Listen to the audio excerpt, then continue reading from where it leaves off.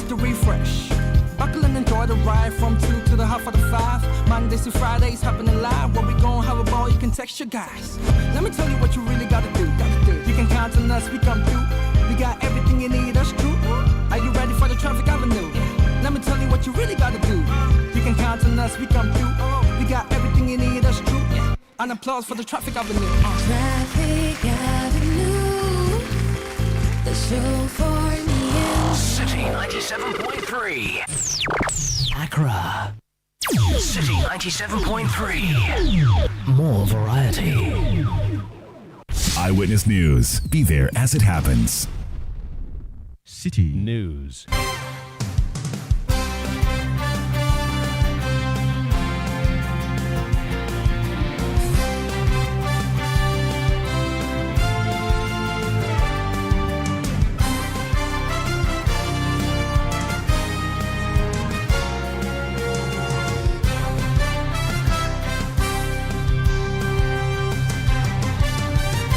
It's 17:30 GMT. This is Eyewitness News on 97.3 Citi FM. I am Umaru Sanda Amadou, and tonight I'm here with Eno Safo. And coming up over the next 90 minutes, Electoral Commission sets April 30th for the Ejisu by-election. The NPP already has a list of potential candidates. We'll hear from the NDC. Also coming up, Office of Special Prosecutor petitioned to investigate the head of Ghana Scholarship Secretariat as the scholarship bonanza scandal continues. And later on Eyewitness News, we take you to the ports of Tema, where there is a delay in the clearing of Ministry of Health Global Fund supported medicines and other commodities from the Tema port. Stay with 97.3 Citi FM for more on this and many other stories on Eyewitness News. And in business, Business community warns of an increase in prices of goods and services if city depreciation is not checked. That's in 50 minutes from the City Business Desk. Eyewitness News is live across Ghana on a host of affiliate stations in the Western region. We are in Takrady on Sky Power 93.5 FM and Beach 105.5 FM. In Takwa in the Western region, we are on Adrinpa 100.7 FM. In the Bono region, we are on Greener 95.9 in Sunyani. In the Ashanti region, we are on Focus 94.3 FM in Kumasi, as well as Orange 107.9 FM also in Kumasi. In the Volta region, we are on Revival 99.3 FM in Tajevu, VOV Radio 95.7 in Hohwe. In the Northern region, we are on Radio Bimbela 91.9 FM. In the Upper East region, we are on Quality 88.7 FM in Garu. In the Upper West region, we are on Tungsun 97.3 FM in Wa and Jirapa 96.1 FM in Jirapa. We are live on YouTube, we are live on Facebook, and we are interactive.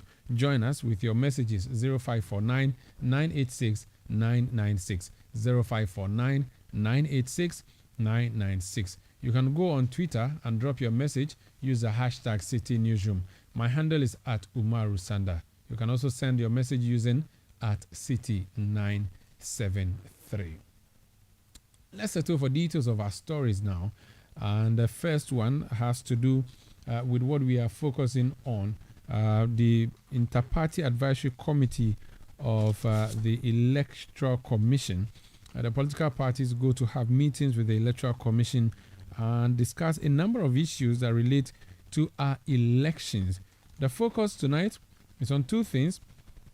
The BVDs that have become controversial, missing DVD, allegations of missing BVDs as biometric devices that will be used for the elections. There's also another issue about the by-election that is coming up in the Ejisu constituency following the death of the Member of Parliament, the Honorable John Kuma. Today, the parties met with the Electoral Commission in that forum that's known as the Inter-Party Advisory Committee. Hansen Ajiman of the City Newsroom was there at the IPAC meeting and he's joined me in studio. Hello, Hansen, you're welcome to Eyewitness News. Thank you, Sanda. So the agenda was what? Ejisu or the BVD matter? So 3-item agenda. It had Ejisu. It had the update on the biometric voter registration devices or equipment of the EC, and also had the voter registration, limited voter registration exercise. So these were the three issues that the Electoral Commission, through the Inter-Party Advisory Committee, penned down to discuss with various participants. Interesting. Now, usually IPAC doesn't have a spokesperson. The EC would rarely speak to us. It's the political parties that speak to you after. So after the meeting, usually they'll come with different songs. Which of them spoke to you? What did they say? So even before the meeting ended, we had our sources within the commission indicating to us that a decision had been made on the date for the by-election in Ejiso, which is 30th April. So for that, we got to know of it even before the IPAC meeting ended. Okay. Now, from our engagement with the political parties, particularly the New Patriotic Party and the National Democratic Congress, it sounded as though they didn't have issues with the date for the by-election in Ejiso, but the main issue that was a bone of contention that we got was the issue with respect to the BVDs, which were stolen, allegedly. Now, it emerged after the meeting, and due to what the commission had also told the public, that some laptops that are part of the biometric voter registration kits. So the biometric voter registration kit is an entire kit, including a laptop. Now, 5 of those kits, the 5 laptops in it had been stolen from the headquarters of the Electoral Commission. And the EC indicated to the political parties that the situation has been reported to the Ghana Police Service, for the Ghana Police Service to investigate and come out with its findings. And if AD perpetrators are caught, then perhaps they'll be taken through the legal process. For the NPP, they indicated to us that they are satisfied with the steps that have been taken by the Electoral Commission so far as part of processes to address the issue, and that all they are concerned with is that when the EC begins their voter registration in May, it will be able to register all persons who are available for registration. But for the National Democratic Congress, interestingly, they had gone to the meeting with 30 set of questions. Now, these questions bordered on facts relating to how the laptops were stolen, the people who were in charge of those laptops, specifics about these laptops, and any information as to the whereabouts of these laptops at the moment. They indicated to us through the Director of Elections of the party that the Electoral Commission could not answer to these questions, but the Commission indicated to them that they should present the questions to them through an online format or a soft copy format, because some of the questions were technical that they needed their technical hands to help them address. So for the NDC, they are still concerned with the issues of the laptops that make the biometric voter registration kit that are missing or have been stolen. But the Director of Elections also indicated to us that it emerged that some BVDs, so these are the biometric verification devices, which ordinarily will be used during election day for verification purposes, or in some of the activities of the commission for the purposes of verification, that some of the BVDs, and he cited a case in Techiman that 5 of them are missing, but it was due to some scuffle or attack that the Electoral Commission's officials faced during the recently held district level elections. And so for them, the information that they have received indicated that the Electoral Commission cannot be left alone to single-handedly address the issues relating to the equipment. And they are talking about data security and data safety. Okay. Hansen, please stay with us in the studio. Let me go on the phone line and speak to Dr. Tanko Rashid Computer. He's the Deputy Director of Elections for the NDC. Sir, you're welcome to Eyewitness News. How big a deal is this issue of the theft of BVDs, which has been dismissed, an admission that some laptops have been stolen? How big a deal is it? My brother, it's one of the biggest deals that we will not gloss over. It's an issue that borders the integrity of the whole Electoral Commission and the commissioners.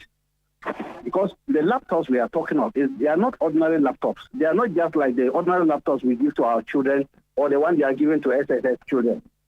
That is not the type of laptops we are talking of. This is a specialized laptops that have special software in them.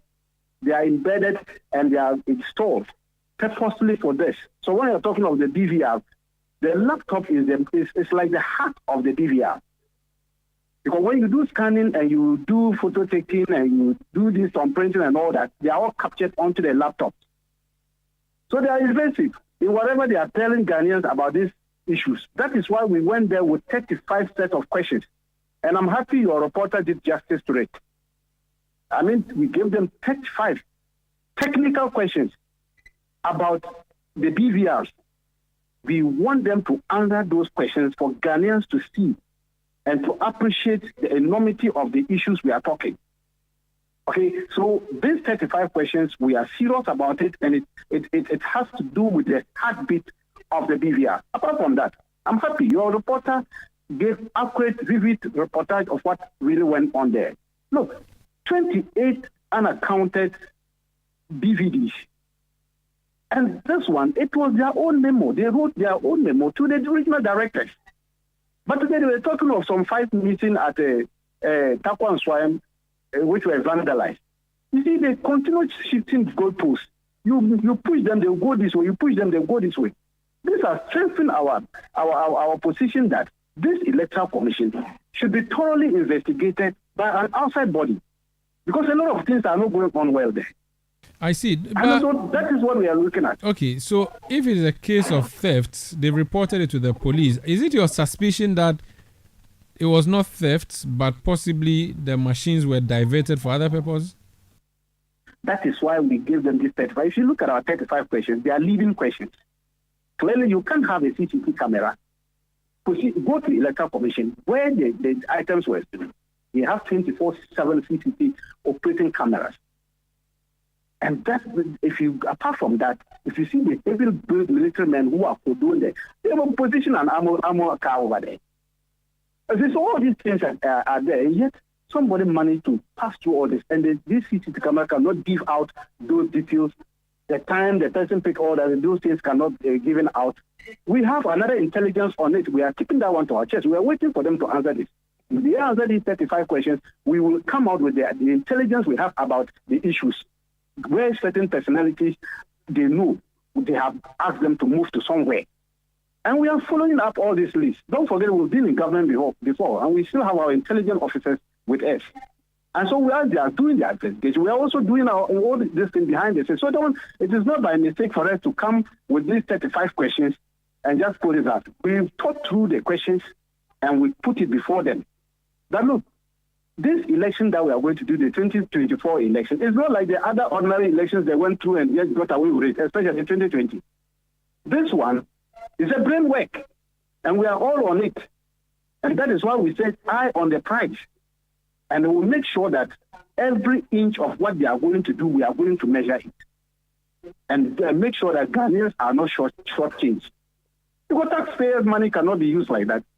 And then somebody will just sit down with a stroke of pen and decide that, look, these are just laptops. And therefore, we shouldn't be worried. Why should they tell me I shouldn't be worried?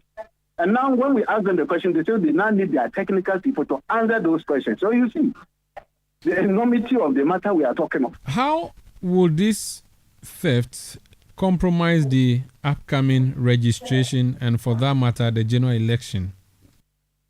Look, registration exercise is the first key step to free, fair, transparent elections. Because we can't allow unqualified people to be in our register. That one there, we won't do it. We will lift it. And don't forget, this registration exercise will be 2 parts. That you have offline and online, because where there are challenges with the network, you go offline. Now, if somebody should go and misbehave with a software that is a stolen laptop and get a scanner somewhere or this thing and start registering people offline, your guess is as good as mine. And that one can compromise the register that will be used for the 2024 election. So we have to face it squarely and make sure that this thing, we monitor what type of registration that is going to go on. Don't forget, this time they are doing electoral areas, and they've identified from 775 hard to reach electoral areas, plus 25 universities. So in all, we are dealing with about 800 other areas that will register apart from the district offices. So you see the numbers we are talking of. I see. And so what is it? These areas that we are talking of, we cannot just sit aloof and allow this thing to get away. Very well. Thank you so much. Thank you so much for speaking to us. That's Dr. Tanko Rashid Computer. He's with the NDC. He's Deputy Director of Elections. Speaking to us there on the outcome of today's IPAC meeting. So, Hansen, it appears that this is an issue that has been rescheduled. The EC would bring more answers. Is that the expectation from the NDC? That's the expectation from the NDC. But do we know if the EC is really preparing to bring any answers to this matter, or because they've handed the issue to the police, they've left it to the police service to deal with it? That VAC has not officially spoken to us, but the NDC... We understand that there's a decision to be made tonight. Tell us more. Well, so what we know is that the National Executive Committee is done with its meeting. Traditionally, what happens is that when the committee is done with its meeting, the committee addresses journalists on the outcome of the meeting. But today we're told that they would give the communication through a press release. So officially on the issue of END, the party is yet to communicate, or NEC is yet to communicate. However, there's been a communication from the NEC on some parliamentary primaries in Agona. So the release, as we've seen from Agona West, that the New Patriotic Party at its Emergency National Executive Committee meeting held on Tuesday, April 9, 2024, has cleared the following people to contest the Agona West parliamentary primary election: Christopher Arthur, Yosin Otu, Ben Yamwa, Cynthia Morrison, Joseph Afankwa. The election will be held on April 13, 2024. This suggests that it will be held on the same day the primaries in Ejiso to select the NPP parliamentary candidate for the upcoming by-election will be. Now, which engine oil can be better than Quartz? No other, my guy. Quartz, with its age-resistant technology, it keeps your engine younger for longer. Now you know. Have you guys seen the new bottle design? It's superb. Quartz 9000 from Total Energies DA improves fuel efficiency. Why do you think Mr. Mane and Logoso have taken the Quartz Nation movement World Cup like that? Sorry. Chairman. Quartz. Keep your engine younger for longer. Are you feeling tired after a hard day's work? Have you lost your appetite even for your favorite dish? Viral Blood Tonic is a nutritionally balanced, pleasant-tasting tonic fortified with iron and vitamins to boost your appetite and energy levels for high performance. Viral Blood Tonic, easy to take and good for the whole family. Viral from Danex Iting Starwin PLC. If symptoms persist after 48 hours, consult a physician. This advert is FDA approved.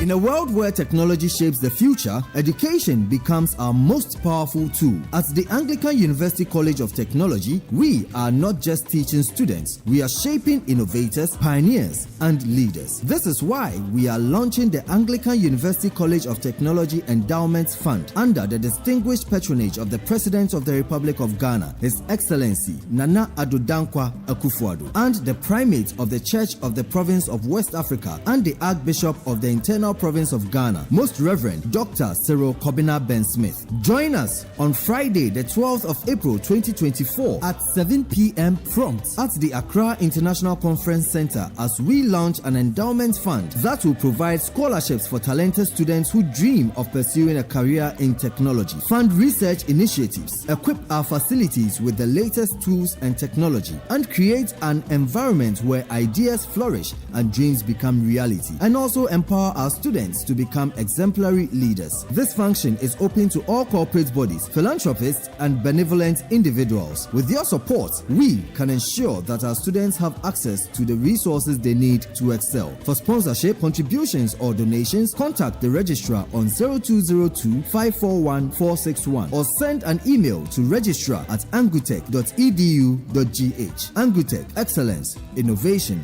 service.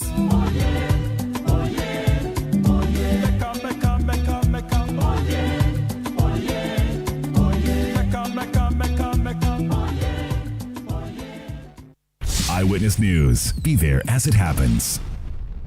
You're welcome back. This is Eyewitness News on 97.3 Citi FM. We are coming to you from our studios in Adabraka.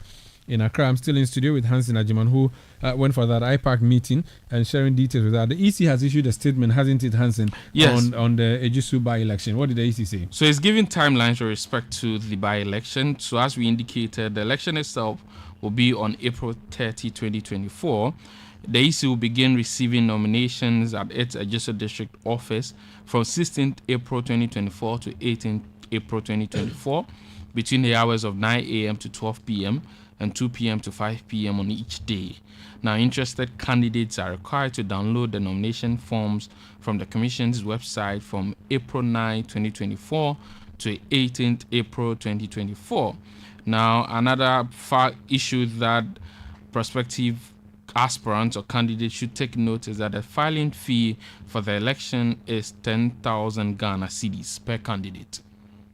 Interesting. Now, what I don't know is, Hansen, did you see any communication from Parliament officially announcing that the seat is vacant and writing to the EC? Because that would be the basis for this. Well, the matter came to all of us as a shock, and so a lot of people have not followed that procedure. But Sandra, if you quite remember, the actual confirmation that a lot of media houses went out with on that story came from Parliament, because MPs were in the House and then the matter broke and everybody was making calls trying to confirm, and then the Speaker then asked for a minute's silence and that confirmed it.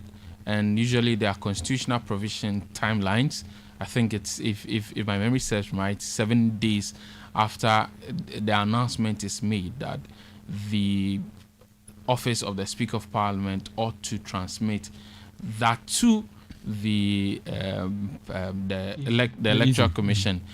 I have not seen any particular letter from the Speaker of Parliament, but I won't there's a possibility that there's a possibility because I mean the commission in the past year has organized at least 2 by-elections in Asen North, in Asen North and Kumewu, and so the EC is very clear with this procedure. And if it is coming out with the days, it is understandable that that process has been adhered to. So end of April, that's when the by-election is going to be. Do your registration and filing processes. That's what the EC is saying. The NPP, we do know that is preparing for its own primaries on what, Saturday? On Saturday. On this Saturday, 13th. The NDC has been silent. The NDC has been silent. When we spoke to the Director of Elections, he said the matter will go before the Functional Executive Committee for a decision. Okay. The Convention People's Party CPP has told us it will contest that by-election. So right now, as we discuss, MPP appears to be ready. Assembled 9 candidates who will be facing MPP delegates to choose one person who will represent the party in the by-elections. It's an MPP stronghold, that constituency. The CPP has said it will do so. The NDC, the largest opposition party, has said nothing. We've been trying to get official comments from them on what the plan is, because you need to do your primaries and then you would proceed to go into the election. We don't know what the position is. Today is what? April 9. If the election is on... The NDC did their processes to elect they already have a parliamentary candidate. Certainly they'll have a parliamentary candidate. So it's possible that they will... So if they decide, if the Functional Executive Committee decides for the NDC to contest in this election, all they'll have to do is to start campaigning. So it means that they are even ready. They can decide to start tomorrow. Exactly. MPP would start. We'll have to wait after Saturday. After Saturday. So they are not late. They are not very late. No, not but at all. 20 days. Okay, it's fine. Let's leave it here. This is Eyewitness News on 97.3 Citi FM. We are coming to you from our studios in Adabraka, in Accra. We are also live around the globe on citynewsroom.com. We are interactive. You can join us with your messages 0549 986 996 0549 986 996. Daniel Akpaliok sends a message from Sandeman in the Upper East region saying the missing BVDs is an issue that borders on the integrity of the Electoral Commission. There's every need for a thorough audit and investigation of the Electoral Commission to safeguard the democracy of our country. The theft of these machines have the potential of compromising the registration of new voters and subsequently the 2024 elections. No electoral malpractice would be given a foothold this time. Another message that's come through, it says that we have put our lives at risk to work for the Electoral Commission in District Assembly elections in last December. That's 4 months now, but we have not been paid. Please talk to the EC for us. Well, this is a message that keeps coming to our platform continuously, where people are asking for their monies to be paid them.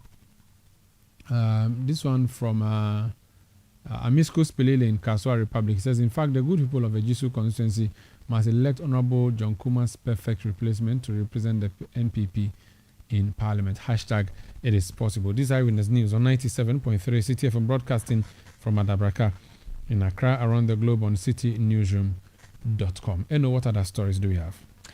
The Deputy Transport Minister, Hassan Tampuli, has urged transport operators to adhere to established protocols before implementing fare increments. His comment comes in the wake of the recent announcement by two transport groups regarding their intention to raise fares effective April 13, 2024.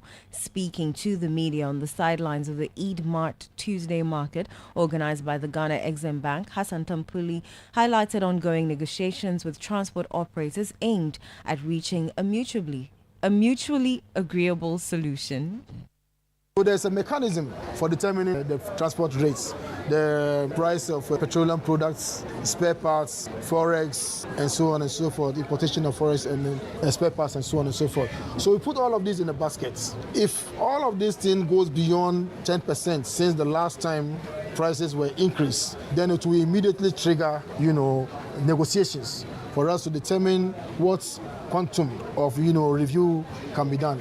Now, we haven't had that conversation yet. We are still in the process. So any transport operator who goes to announce unilateral increments in the transport, fares will be doing so against the established, arrangements that we all have come to accept that in our society, which we recognize is one that is regulated by customs, conventions, rules, and regulations. We should stick to it because it has been efficacious.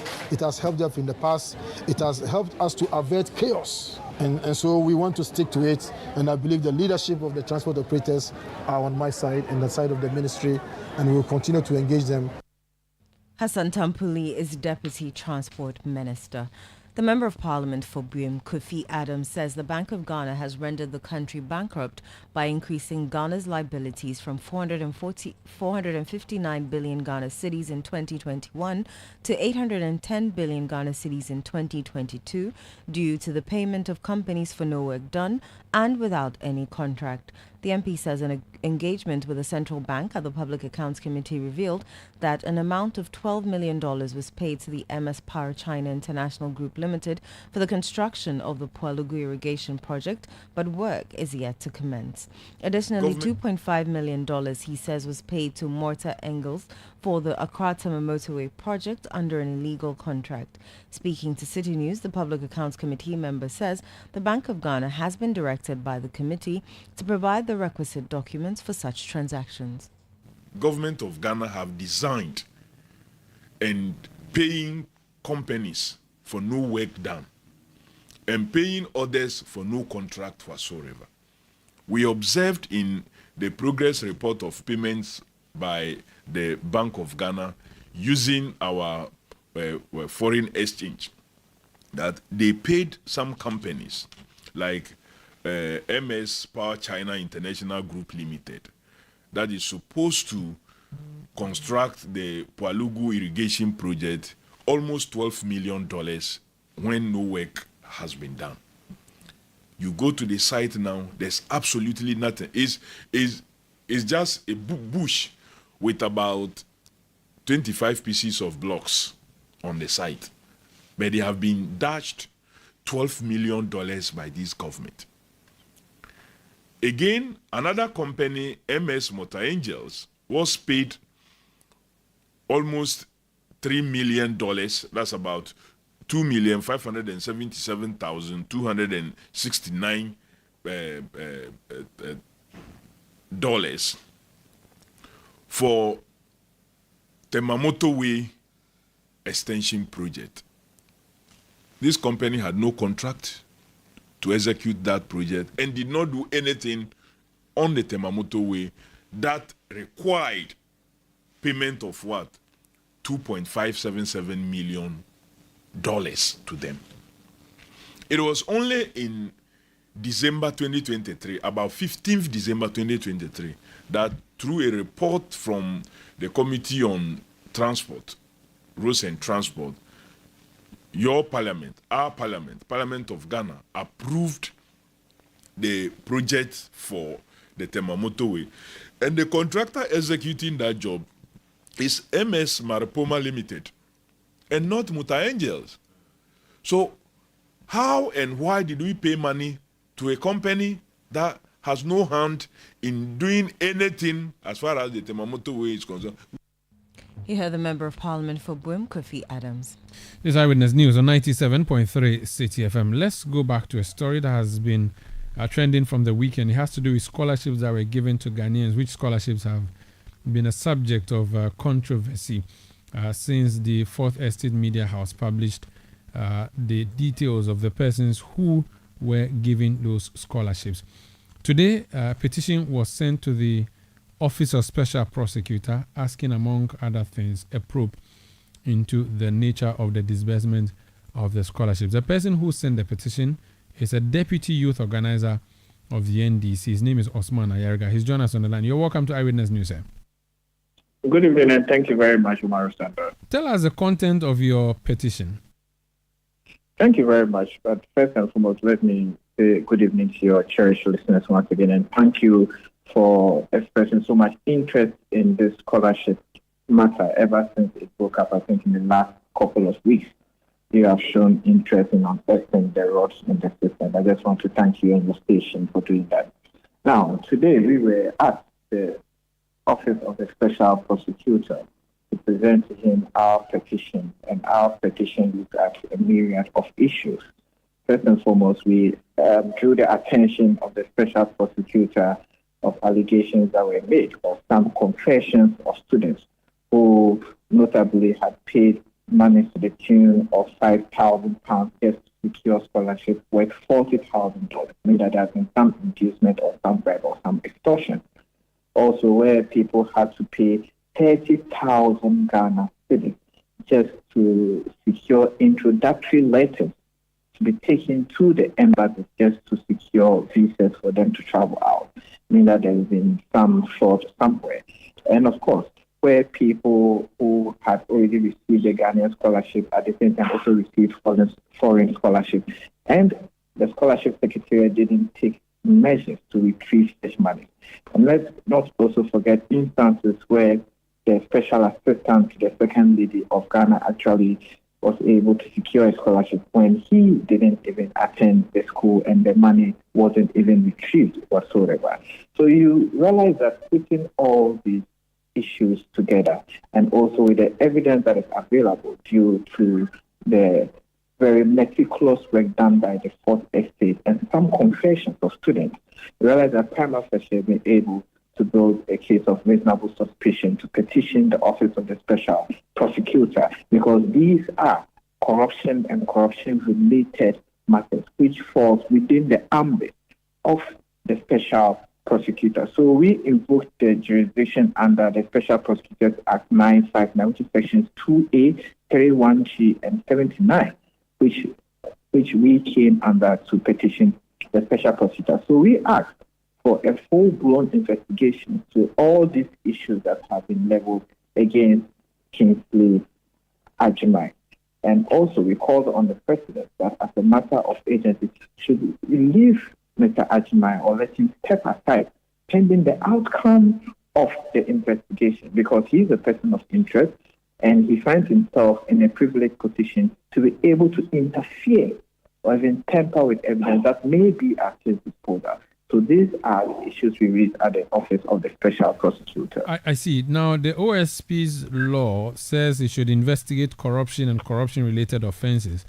Have you found any proof whatsoever that connects either the Secretariat as a body corporate or the man who heads the Secretariat as having collected money from anybody to send anybody abroad for studies? Have you got any concrete proof that you're going to show to the OSP in inviting the OSP to possibly arrest and prosecute?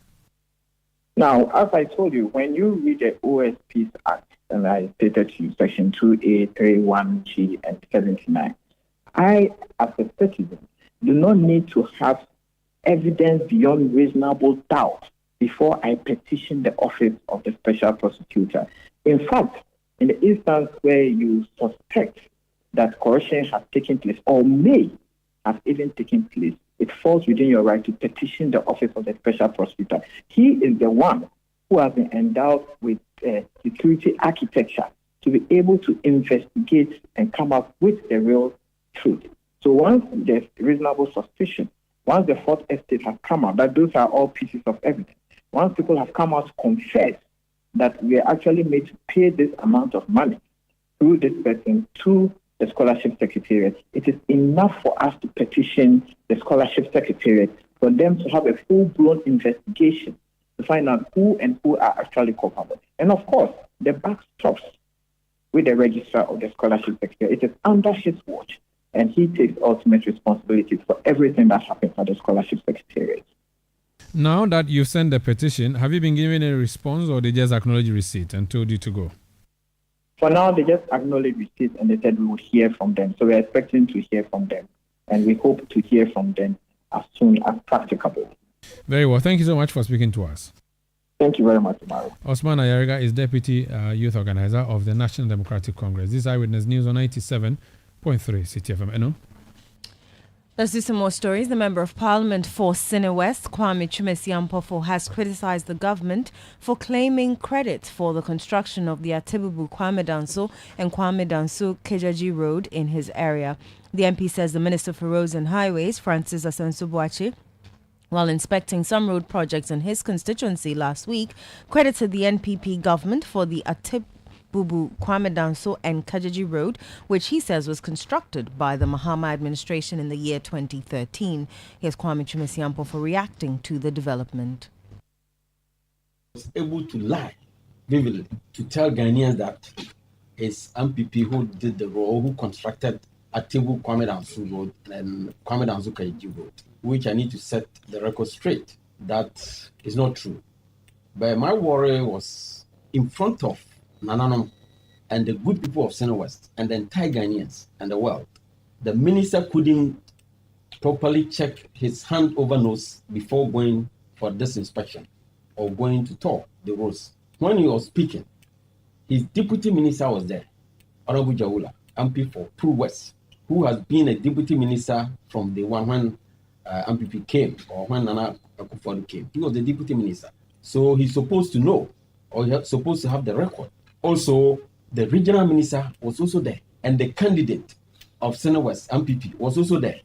And when the minister said the road was constructed by the MPP, then the people at the back were saying that no, it wasn't. It was His Excellency President Mahama did the road. Before the deputy minister was able to whisper to the minister that they did not do the road. Member of Parliament for Sine West, Kwame Chumesi-Ampofo there. The Ministry of Lands and Natural Resources has expressed surprise at the Ghana Mine Workers Union of the TUC's decision to protest the revocation of license of Future Global Resources Limited operators of the Bogosu Prestea mines. The ministry explains that negotiations are advanced to bring finality to the matter. However, the union insists the ministry has been adamant, despite a recommendation by the Minerals Commission for the license to be revoked because the company lacks financial capability to manage the mine effectively since 2020. The Lands Ministry's Public Relations Officer, Abraham Otabil, called for patience as the ministry works to resolve the impasse. We've held discussions with the union, and the minister has actually chaired a meeting between the two parties with a view to resolve the matter. So the matter is still on the table and it's being resolved. We find it a bit surprised to have heard that yesterday we want to demonstrate the officers come by the ministry. Clearly, it's a matter that is being judged. Clearly, we're going to find a solution. To keep the street may not be the best option. However, the ministry led by the secretary minister, the ministry, we as a will go ahead and have the matter. And you need to understand the dynamics. You first can't get up and protect a solution. You need to listen to and make informed decisions. This is mining operations. give and take. It must inure to the benefit of all parties. So, like I did indicate, the ministry have held discussions with them, the union, the members, the investors, and what have you. And so it takes only proper for now. But those discussions are finalized and amicable solutions are reached rather than or instead of taking the street or registering approaches. We don't think it's in the best interest of one. You heard the Public Relations Officer of the Ministry of Lands and Natural Resources, Abraham Otabo. Now, yesterday on Eyewitness News, we brought you a story where a decision of the High Court upheld the suspension of Janet Nabla as General Secretary of the PNC. Subsequent to that, I spoke to her on Eyewitness News, and she made a number of utterances in relation to the persons who were running the PNC as of the time that she was removed. She made specific allegations and accusations against some officers of the party. We are going to hear them by way of the Audi Alteram rule. They have to be heard. They've requested that they want to respond to some of the statements that have been made against them. And so we have on the line one such person who was mentioned, David Apasara. He was the 2020 flag bearer of the PNC, and he's joined us on the line. Sir, you're welcome to Eyewitness News. Thank you.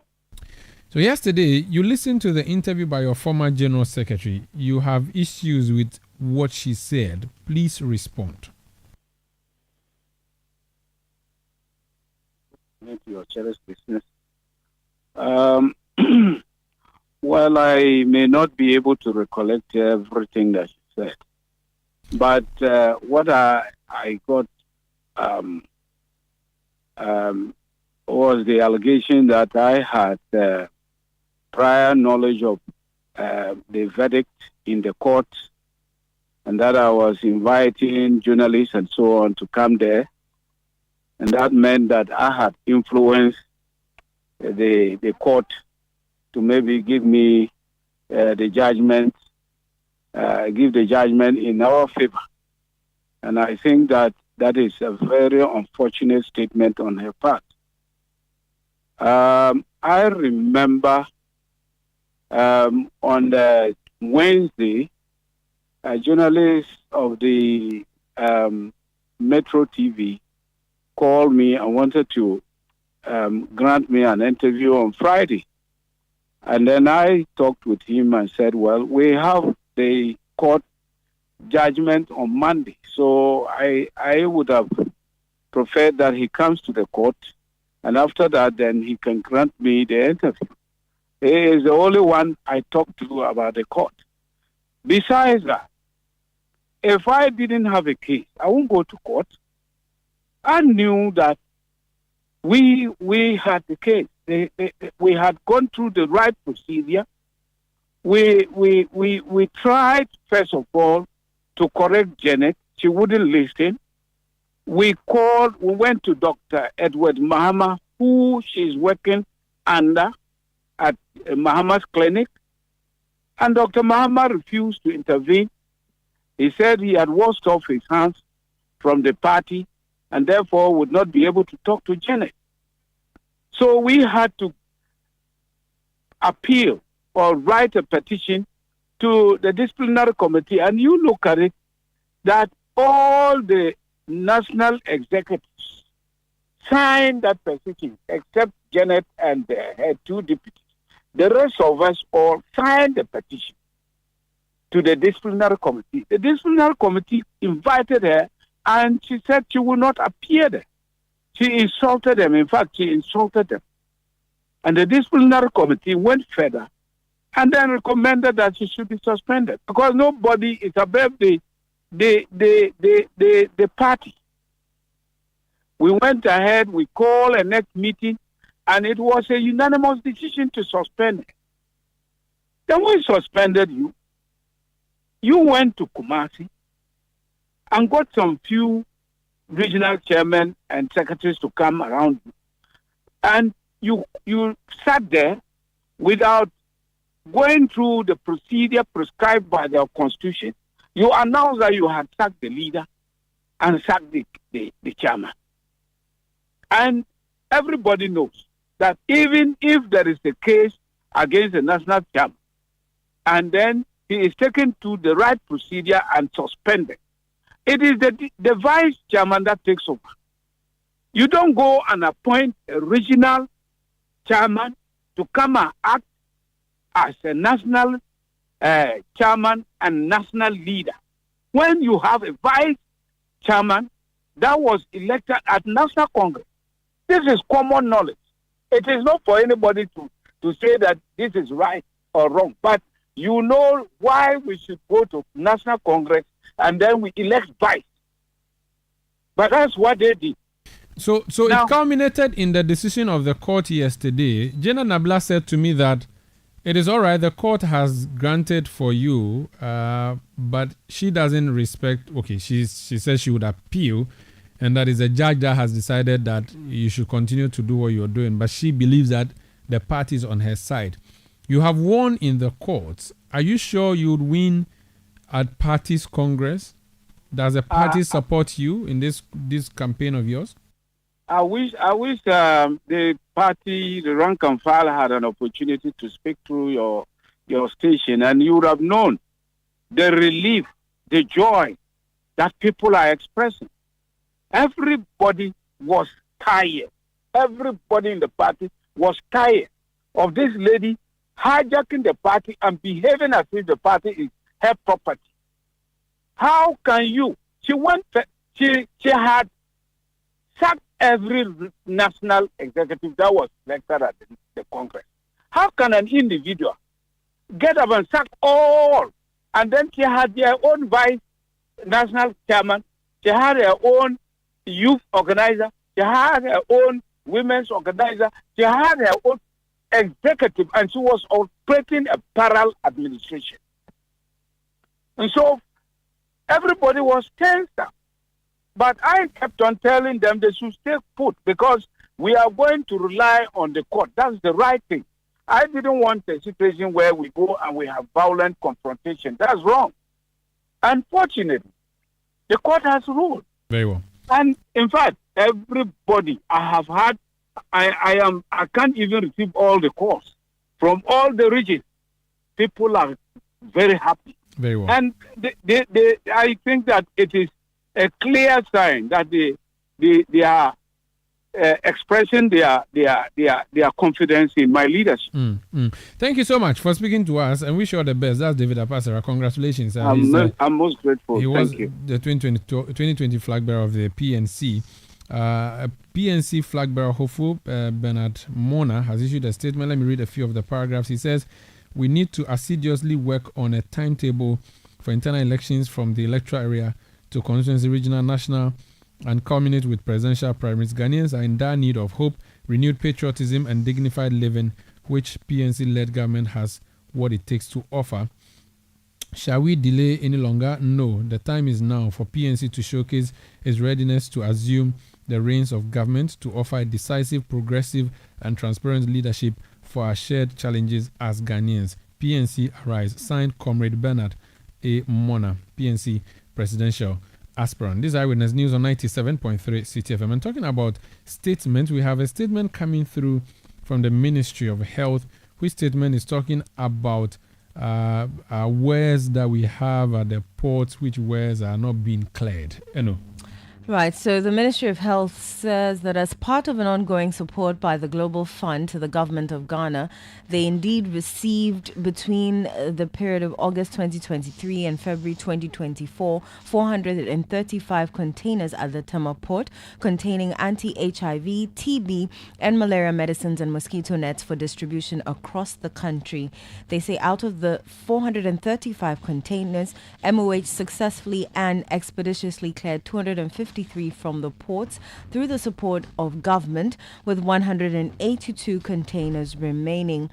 The management of MOH has since initiated a process of extensive engagement with the management of the Ghana Revenue Authority and Customs, Excise and Preventive Services, led by the Commissioner General, Ms. Julie Essiem, and officials of Ministry of Finance, Country Coordinating Mechanism of the Global Fund to fight HIV, AIDS, TB and malaria, and COVID-19 response mechanism aimed at securing the expeditious clearing of the remaining 182 containers and forestalling future delays in the clearing of MOH medicines and other commodities. They say they have provided a robust roadmap which will clearly provide impetus to the immediate next steps and way forward for collaboration and cooperation between MOH, MOF, GRA and stakeholders moving forward in this regard.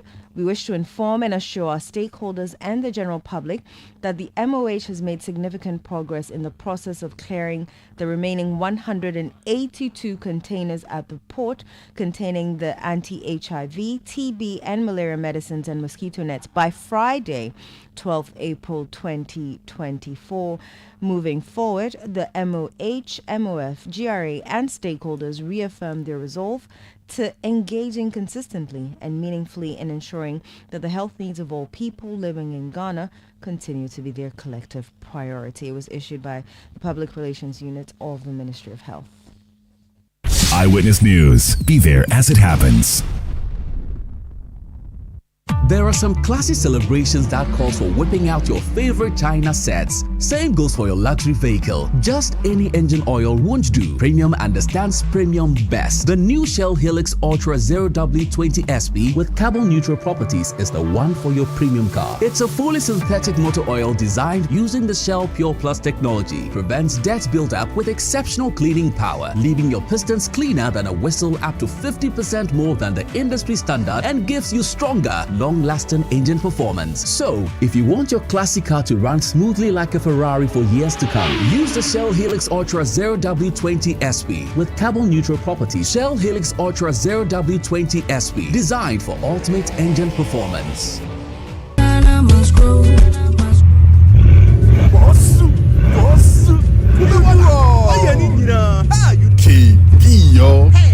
KB, aka Kubeboga, now drives a Bugatti. He can even travel by road from Accra to London. Oh, wow.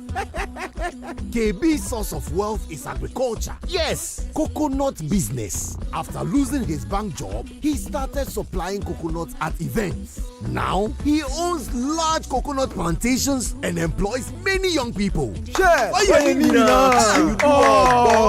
Charlie, we all need to trust the process, because hope days. There has never been a better time to enter into agribusiness. Take a bold step today with the Ghana Grows program, because every step pays. Ejuma Wokrom, Ghana Grows, Hope Day, an initiative of the MasterCard Foundation in partnership with Springboard Roadshow Foundation and Limehouse. Eyewitness News. Be there as it happens. Get the details. Every significant financial transaction, every market movement, and all the policies that affect your business. City Business News. Be informed. Time now for City Business News on Eyewitness News, brought to you by GCB Bank PLC. GCB Personal Loan, make that big move and dream a reality. My name is Inusafo. Let's settle for the details of our stories. The Importers and Exporters Association of Ghana is warning consumers to prepare for increased prices if the depreciation of the local currency is not addressed. The association is strongly advocating for the government to implement a fixed exchange rate at the country's ports to mitigate this situation. Samson Asaki Awingobit is the Executive Secretary of the Importers and Exporters Association of Ghana, and he has been speaking to City Business News. This was a call since last year. At the time, the city was also hovering between $1 to 40 cedis. Government promised us that they were going to do that, but at the end of the day, government could not do it, and government even went ahead to withdraw the benchmark values from us. And so I strongly believe that if today we are having the same problem here like it happened before, it is the right time for government to give it a patch at the port.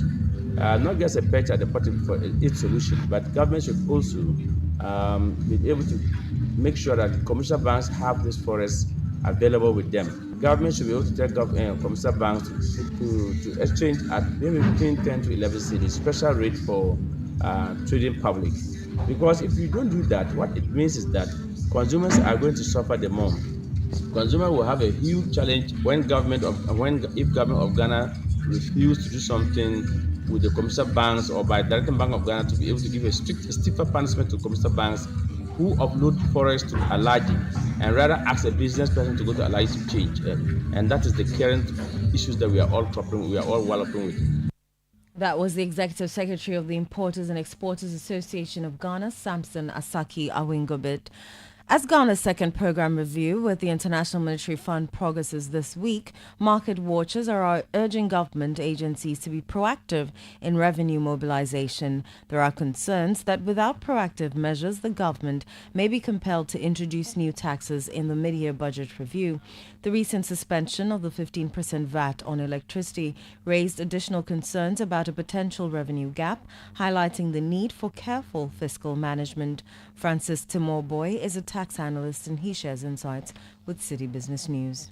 I think the IMF review and the concerns raised regarding the tax revenue for 2024 especially has to do with the delays in implementation of some of the tax policies that were approved in the 2024 budget.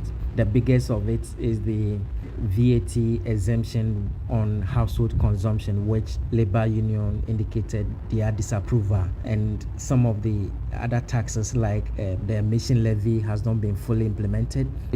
So putting all these things together, it gives some indication that the tax revenue projected in the 2024 budget under the IMF conditionalities could be missed, and so they are of the view that something needs to be done. Give or take, if we are unable to meet the revenue target, then there's that possibility that government will want to introduce some new taxes in the mid-year budget. But some caution will also have to be given because this is an election year and you wouldn't want to burden the already businesses who are crying about the excessive taxes. You heard tax analyst Francis Timorboy. Africa World Airlines has paid a courtesy call on the management of Citi FM and Citi TV in a strategic move to deepen collaboration between the media organization and the airline. The delegation, comprising key officials of the airline company who visited the station, were the managing director Andy Zhang, head of commercial Jonathan Kufiapia, the brand and marketing manager Jocelyn Ando, and the service quality officer Bonita Pierdu. The team was received by the general manager of Citi FM and Citi TV, Bernard at the station's premises at Tessano, Accra. Speaking after the meeting, the head of commercial at Africa World Airline, Jonathan Kufiapia, assured of the company's continuous delivery of top-notch services. Citi is one of our corporate clients. They run most of our advertisement for us, and that is very huge. So a courtesy call was agreed that we come and then meet Citi FM. And as part of whatever we did, we presented a miniature aircraft. So in Africa World Airlines, that is the highest recognition that we can give any partner. We want you to display it in your reception area for everyone to see that you are with Africa World Airlines. And as we mentioned out there, this year is massive because we are going to enhance our passenger experience. We spoke about celebrations in there. Just imagining celebrating your loved one 14,000 feet in the air with the captain or the pilot mentioning your name and then cabin crew presenting a bouquet of flower, birthday items to you to celebrate a loved one. That is really huge. So that is what we are projecting this year, and you hear a lot of advertisement on this and promo on this to subscribe to. You heard head of commercial at the Africa World Airline, Jonathan Kufiapia. Now, the Ghana Export-Import Bank has assured of its commitment in supporting small and medium-sized enterprises to expand their operations and tap into other markets outside the shores of the country. Exim Bank is also engaging SMEs to abreast themselves with guidelines of the African Continental Free Trade Area. Deputy Chief Executive Officer of Ghana Export-Import Bank, Rosemary Beryl Archer, has been speaking to the media at this year's Eid Mart Tuesday market in Accra. We handhold these SMEs, and it's our aim to provide market access for them both locally and internationally. On display are various innovative, carefully chosen products. We believe packaging is the key to any selling proposition. So we handhold these SMEs and ensure that their packaging is worldwide, so that after we go through the various standardization processes, we can export these products globally. We are in close collaboration with the AFTA office for them to go through the various capacity building they need to have in terms of the AFTA protocols in order to take advantage of AFTA platform. We have a dedicated SME department in Exim Bank. We've been promoting and financing these SMEs right from inception, and we want to assure the SME community that we even want to do more. They should knock on our doors. We'll be out there to reach out to them to ensure that Ghana is out there globally. Rosemary Beryl Archer is the Deputy Chief Executive Officer of Ghana Export-Import Bank. Before we go, the Alliance for Social Equity and Public Accountability has called on the Tema Oil Refinery and Sentio Oil Refinery to provide clarification regarding their purported relationship amid speculation about TOR's potential sale to Sentio. ASEPA specifically requests clarity on whether TOR has undergone a complete acquisition by Sentio or if there has been a partial transfer of TOR's operations to Sentio. In an interview with Citi Business News, Mensa Thompson, Executive Director of ASEPA, urged TOR to be transparent in all aspects of its operations and management processes. Confirm to you that there was a meeting between the management of Tema Oil Refinery and the management of Sentio Oil Refinery last week. We can confirm to you that some discussions are ongoing as to the future of the relationship between Tema Oil Refinery. It is unclear what the relationship being contemplated are, whether there's going to be a total takeover of TOR by Sentio, whether there's going to be Sentio is going to take over only management of TOR, or whether Sentio is going to take over certain aspects of the operations of TOR. The problem has been the lack of transparency with respect to this negotiation and conversation happening between TOR and Sentio. And that's why we activated the Right to Information Law to bring some more information, to compel TOR to come out and tell us exactly that as our national act, what is the relationship between them and Sentio. You heard Executive Director of the Alliance for Social Equity and Public Accountability, Mensa Thompson. That's all for City Business News on Eyewitness News. The business news on Eyewitness News is brought to you by GCB Bank PLC. GCB Personal Loan. Make that big move and dream a reality. My name is Enosafo. Up next is Point Blank.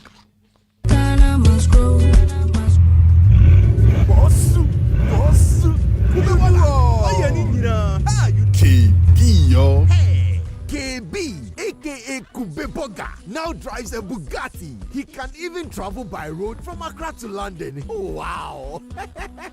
KB's source of wealth is agriculture. Yes, coconut business. After losing his bank job, he started supplying coconuts at events. Now, he owns large coconut plantations and employs many young people.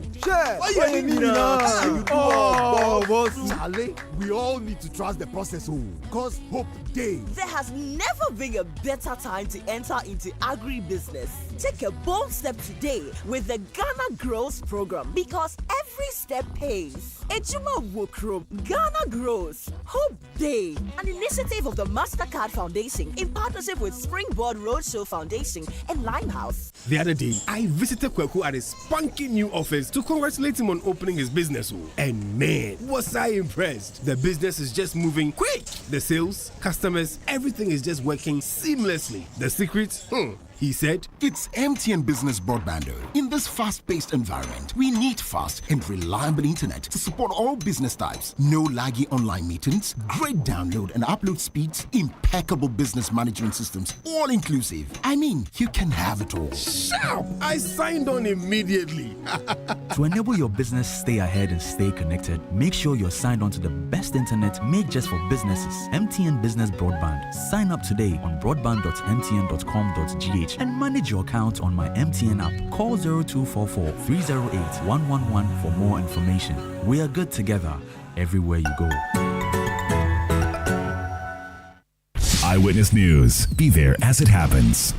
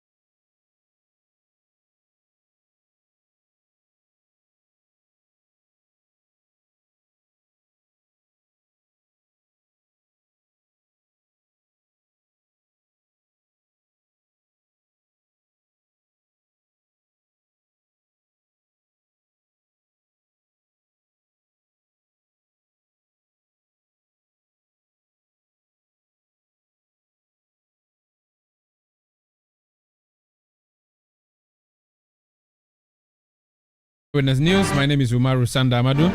My guest tonight on Point Blank. You know, when you win parliamentary primaries, you still have a general election to face. But there are some people, when you win the primaries, you can actually start counting or calculating your ex-gratia. My guest tonight falls in that category. He's from the World Bank of the NDC, Ketu North constituency. James Kluchaveji is the MP there. He's decided not to run again. His beautiful grey beard said, Minye biom, maga wehan. So when it became a contest or a field to be contested, Edem Agbana, who was a national executive of the NDC at the time, decided not to seek re-election, instead focus on the Ketu North constituency. And through a primary that was keenly and hotly contested, he emerged victorious. So he's a parliamentary candidate of the NDC in Ketu North, and he's my guest on Point Blank. You're welcome to Point Blank, bro. Amaga Akbe, thank you so much for the opportunity. I think the last time I came here on Point Blank was 5 years ago. 5 years ago? Yes, 5 years ago. So it's been a while. I'm happy to be here. That's a long time. Yes, such a long time. You were busy doing politics in the ground and things. Yes. Well, the job day ground. The last time I saw you, we were distributing relief items in the region, in the Volta region, during this recent flood. Yes. And then we saw you busily doing community engagements. I didn't know that when you are from a constituency like that, and after winning the primaries, you still have to doing groundwork. Well, Sandra, let me say good evening to our cherished listeners, especially to the good people of Ketu North.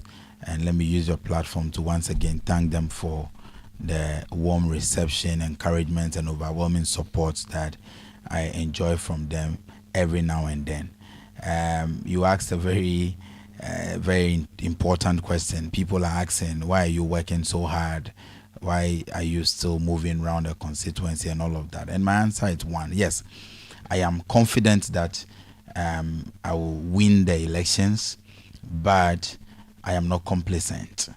And also, we have set for ourselves a very, very high target, which is to get 90% of the people on the register to go out and vote. So we are looking at 90% turnout and 85% plus of the turnout voting for us. I see. I made a personal pledge to His Excellency John Dramani Mahama that I will give him over 90% of votes in Ketu North. And so we are not sleeping, we are working. I see. And also it's about the people. I enjoy being with my people, working for them, working with them, listening to them, speaking to them, engaging them. And so we are working very, very hard. I've never rested since I was declared winner of the parliamentary primaries. Adam, you're a young person. Yes. How did you enter this politics? Why did you enter politics? And how did you enter it? Well, I say that I started when I was very, very young. I started from school, right from primary school. Your teachers and colleagues identify you as the one who can put the class in order, so be a class prefect, all of that. When I got to Maoli School. What was your basic school? No, so my first school was Hipper LA Primary School in in Ketu North. Okay. Then I went to Labaoleshi Presby JSS in Accra. Okay. It wasn't as beautiful as you see it today. Okay. Yeah, but that's my school. Then I attended Mauli Senior High School in Ho, yes. And so I'm a proud Maulian. I see. Where again I was president of the debate society.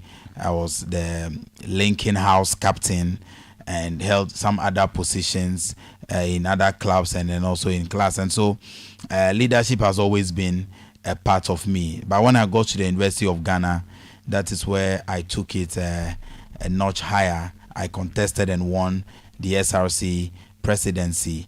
And so that brought me to kind of the national student front and limelight, or if that's the right word to use. And so that is when I started engaging with politicians from all the divides. I had good friends in both the NDC and the NPP, and after relating with them, speaking to them and getting to understand the philosophies of all the political parties, I made a decision to join the NDC, and I'm happy where I am. I must say that the NDC has given me the platform to fully nurture my leadership qualities, and where I am today, I can only thank the NDC and lots of mentors within the NDC and even some within the NPP for their support and their grooming.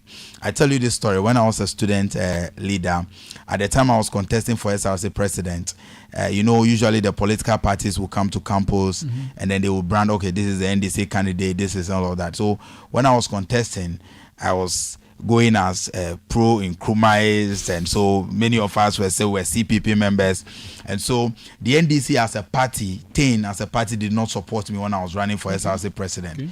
But I had individuals like Francis Niboy and co and Clement Amegache, Jude Sekle, Julian Mause, Kobenas Kobik. Those, they were individuals within. Many of them were pro NDC, by the way, and then so they supported me. Resta, Togome. I mean, many of these guys, and so they held my hand, supported me, and pushed me very fast. So I won the elections, and the rest is history. You haven't mentioned Samuel Okudzeto Ablakwa. What was his role in your political grooming? So the funny thing about my relationship with the Honorable Samuel Okudzeto Ablakwa is the fact that when I was contesting for SRC president, there was so much propaganda on campus that he was my financier. Okay. But sincerely at the time, I had not met him. It wasn't true. I had not received even any support from him in terms of finances or anything. But because he was a former NUCS president and then he was a deputy minister, it was so easy to link him to student elections. And so even when he was not playing any role, people naturally will give it to him and accuse him of supporting and all that. But like I said, Nibo and Co were all there. When I won the elections, the Honorable Kojo Nkrumah, then he was a host of the morning show on Joy. He hosted us to discuss some educational reforms. So I was representing students of Ghana. The Honorable Samuel Okudzeto Ablakwa represented the NDC, and the Honorable Reku Brobe represented the NPP at the time. A hot debate in Tarzan. Yeah. They call him Tarzan. Charles Reku, yes, the veteran. Yes, So it was a hot debate that morning on Joy FM. That was my first time I had a personal encounter with him. So after that debate, then he said, "Oh, you were a brilliant young man. I was like you when I was a student leader. Keep it up.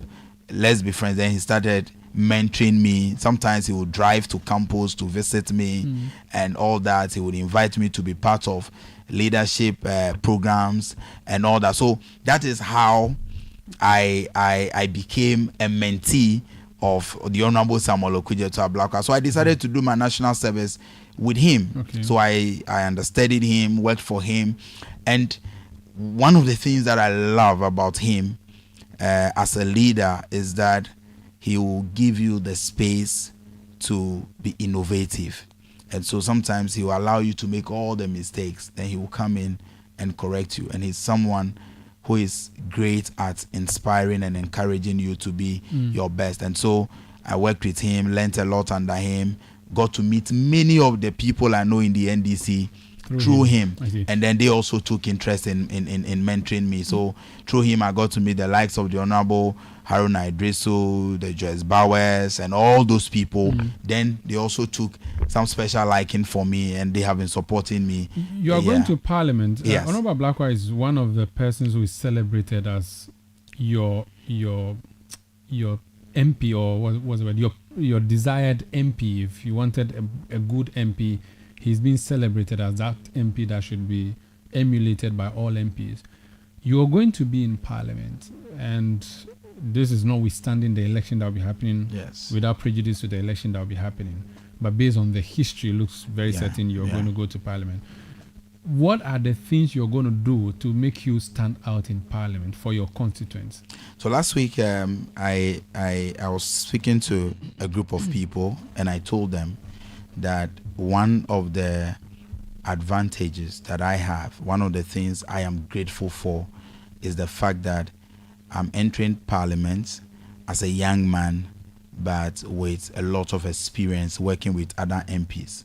Also, with support and guidance from many other experienced MPs. Maybe when Honorable Okudzeto Ablakwa entered Parliament at the age of 32 or so, 32, maybe the level of exposure to other MPs, the experience working with other MPs, and the guidance that I am receiving today from him, from Honorable Haruna Idrisu, Honorable Agboja, and the many others, I believe this even places me in a more advantageous position than many others. The likes of Sam George. Look, I have enjoyed that guidance from them. I mean, it's very rare in our politics to see people like Sam George do everything possible just to make sure that you are doing well. And he went anywhere he meets me, he said, look, Adam, I want you, when you get here, I want you to do a great job. I want you to do better than we are doing. That is why we are all giving you this support. And so I believe that my expectations and the expectations of my constituents, the good people of Ketu North, is that Adam must be an effective representative. And I'll be able to do it also because I have enjoyed and I will continue to enjoy the guidance and the support from other experienced members of Parliament. And my MP, who is in his 20th year in Parliament, the Honorable Aveji, has also been very, very supportive in terms of providing guidance. I mean, we meet very complex situations. I call him, I call other MPs, and they're always good to go. They give you advice as to how you go about some of these things. So I believe that, Sanda, from 2025, I will be able to meet the expectations of my people. So you've talked about experience. A lot of criticism against young politicians is that you come straight from university and you enter government or you enter Parliament. You don't have any work experience, and then there you are deciding for the nation. You have come from university. You've done national service. What practical work experience do you have? For which reason you should be going to Parliament representing people? It is good that you are youthful, but there's also a view that you are too youthful. What do you say to that? Great. I think that I disagree with people who think that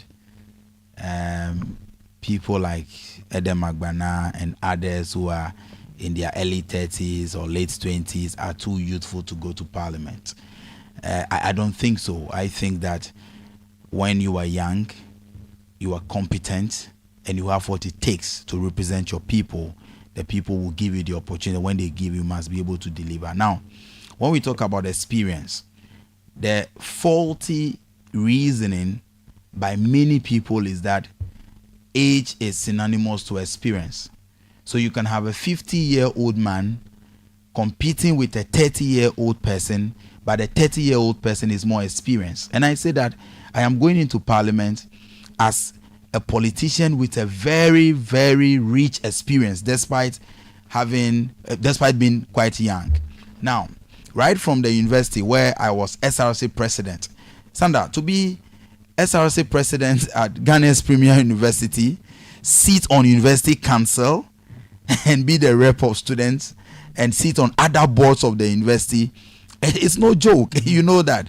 And so, if somebody even comes out of the university, serves on university council, a council that many lecturers of even 20, 30 years experience wish they have the opportunity to serve, and you serve there. You can't simply say because the person is just coming from the university, it means the person doesn't have experience. But right after national service, I have had working experience at the Ministry of Education. I've worked as the head of monitoring and evaluation for Maslock National. I was at Maslock until I resigned. When I was resigning, the now Deputy Minister of Finance designate Sticker, he was my boss, and you can confirm when he came. You worked under him? Yes, I worked under him. An MPP he came, boss? Yes. When I was resigning, he really didn't want me to leave. And he has said this even on national TV before, because he came, looked at my department, looked at my output and said, no, this is a brilliant young man who is effective at what he's doing. So even when there was pressure on him that, oh, this boy is NDC and all of that, he didn't want me to leave. And he has said this himself on national TV. But I tendered in my resignation and left because I felt at a point that the working environment was becoming toxic. I didn't want a situation where any document or something happens and you are the first suspect because they assume that because you don't belong so to. Even though I'm a very Akufo-Addo's government. I started working at Maslock before President Akufo-Addo. That's what I'm saying, but you resigned. Yes, but I resigned under Akufo-Addo somewhere later in 2017. So I was the head of monitoring and evaluation at a point. Then I moved on to do many others. I've had working experience with many CSOs and NGOs. I was member of the Digital Opportunity Trust Board, and that's a very prestigious board of an organization based in Canada.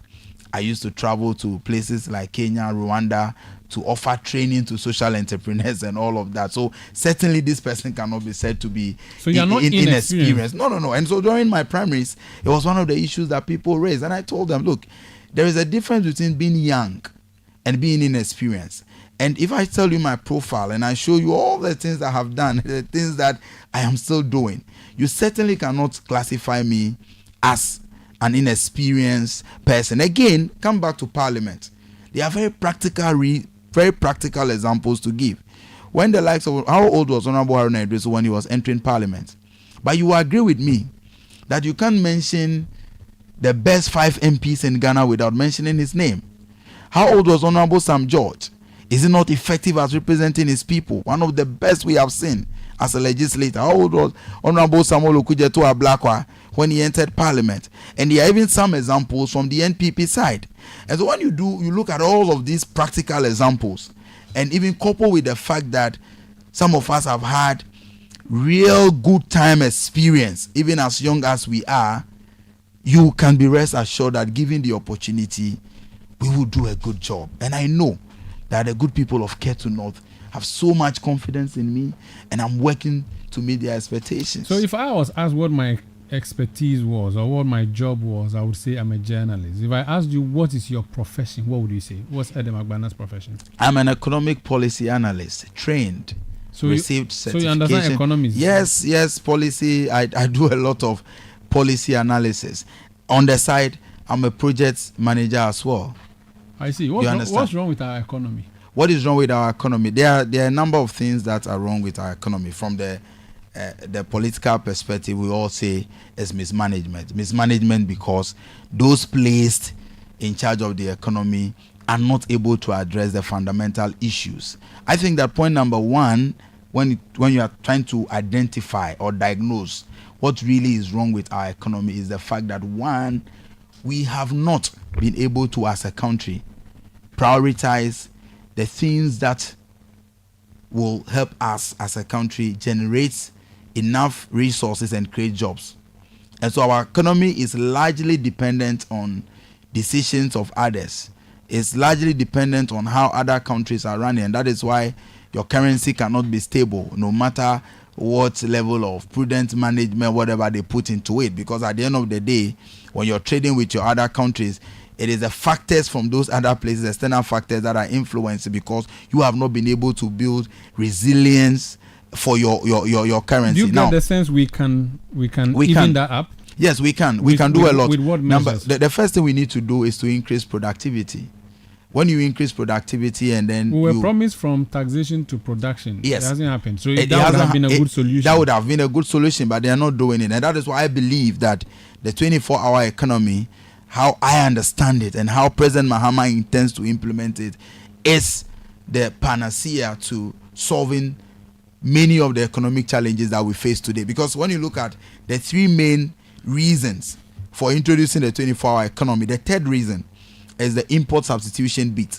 Now, as we speak today, are you aware that in terms of food, import food cover, Ghana imports $3 billion worth of food every year. After planting for food and jobs. Because planting for food and jobs was nothing but political slogan with no real-time solutions.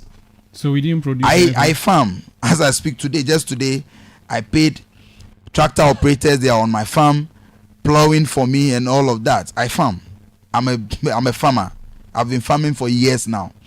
The planting for food and jobs produce no results, and I am ready to debate this anywhere, anytime. Yeah. It was a political slogan meant to deceive the people. They produced fertilizers, gave it out. Farmers were even, there was this people taking the fertilizers to neighboring countries to go and sell and all of that. So they have missed it. But look at, for example, the 3 billion I talk about, 1.5 billion of that amount is the importation of rice. I come from a constituency that has the capacity or the potential to produce 990 hectares of rice.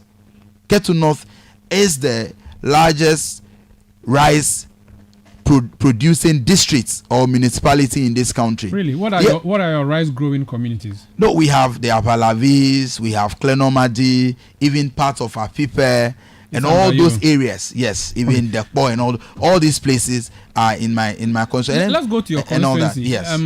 MPs are supposed to be making laws, yes, but we also know that you also engage in projects. Are you the law-making MP, or you are going to be the project promising MP? Not project promising, but project delivering MP, both. So yes, I'll be. I know I'll be effective at making laws, because you have known me as a very good advocate since my days as a student leader. Why are you inviting me as a witness? I know. I mean, because is it level gbema alakpa talk with Brona Benka yefe. All right.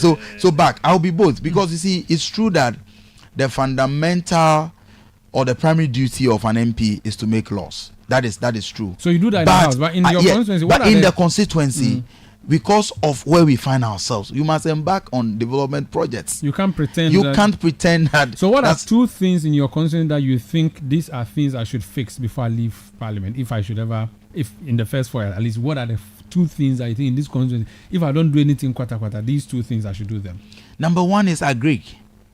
I believe we have to fix agriculture in Ketu North. In Sajazo, like I told you, we are the biggest rice producing district in this country. But many of the machinery that goes into the production are not even owned by the indigents. And so sometimes when it is the on season, people come from Bronga, Hafo, the northern other places to come and support, and then they leave. We need to fix agriculture in Ketu North. And I have already started.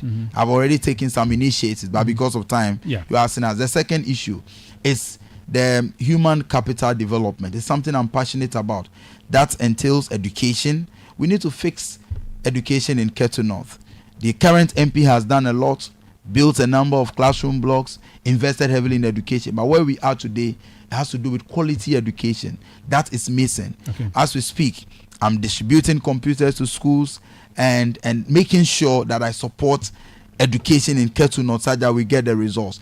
Again, as part of human capital development, issues of artisans. We need to support artisans, get people to go into entrepreneurship, get people who are artisans, set them up and all of that. We are doing that.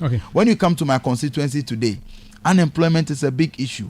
For many of the young people, they have become motokulao, and that is the only job that is that's what is available. But we need to fix the fundamentals, provide the jobs, get people to go and learn all these skills and empower them to start. And so I'm already running a program that I call Empower 500. Some others call it Empower 500, where we are recruiting 500 people, training them and setting them up. And so that is what makes the difference. Not just train and set them up, so that they can also go out there and employ others for us to solve the problem of unemployment. Incoming Honorable Edem Agbana, MP for Ketu North. This incoming. Oh yes, by like you're saying, we know that in Ketunov there's no contest, but we are working at achieving our target. You said you are not complacent. Yeah, I'm not complacent. So don't be complacent. That's what I'm saying, that we are working at achieving our target of 85% plus. I wish you all the best, and thank you so much for joining us tonight on Point Blank. We'll see you again soon. Thank you, Sanda. That's Edem Always good to Agbana, be here. is NDC parliamentary candidate for Ketu North. My name is Umaru Sanda Amadu. Production by Kobna Wilson, Beverly London, Sami Wiafe, Hansin Ajiman also came in to support tonight. Technical support from Desmond Nyako, new media support from Edwin Kwakofi. We'll return tomorrow at 17:30 GMT. I'm talking about MPs from the Volta region. My guest tonight on Face to Face on City TV is the MP for Akachi North, the Honorable Peter Nochu Kotwe. You want to join us at 9 p.m. on City TV? I have a conversation with him on the scholarship matters and other issues. Please stay with us. Good night.